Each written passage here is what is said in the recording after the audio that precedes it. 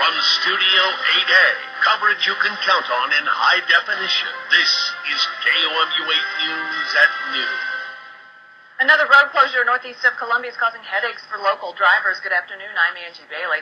MoDOT's paving the way for increased traffic to the city's newest high school. That's Battle High. KOMU 8's Drew Breck. News, a truck spilled roughly a cubic yard of gravel on North Creasy Springs Road, slowing down traffic around that area this morning. According to one of the workers cleaning up the mess, it happened about 9 in the morning. Since then, southbound drivers have had to move into a lane full of oncoming cars and trucks as they drove toward I-70 West. The Missouri's 2014 budget goes into effect today, but you'll find that more than $400 million is missing. This could lead to job cuts and some slowed projects. KOMU 8's Jen Lask is in the studio to explain what part of the budget was hit the hardest and why. Governor Nixon's decision to withhold more than $400 million goes into effect today with the start of the 2014 fiscal year.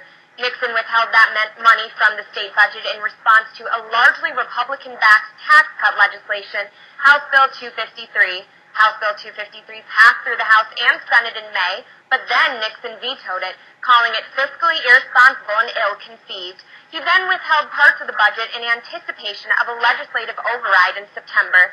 Here are just a few of the areas that the cuts will impact. A Fulton State Hospital reconstruction project will lose $13 million. Transportation will lose more than $66 million. More than 1,000 state government workers will lose their jobs, and higher education institutions will lose access to more than $33 million, $15 million of which would go to the system.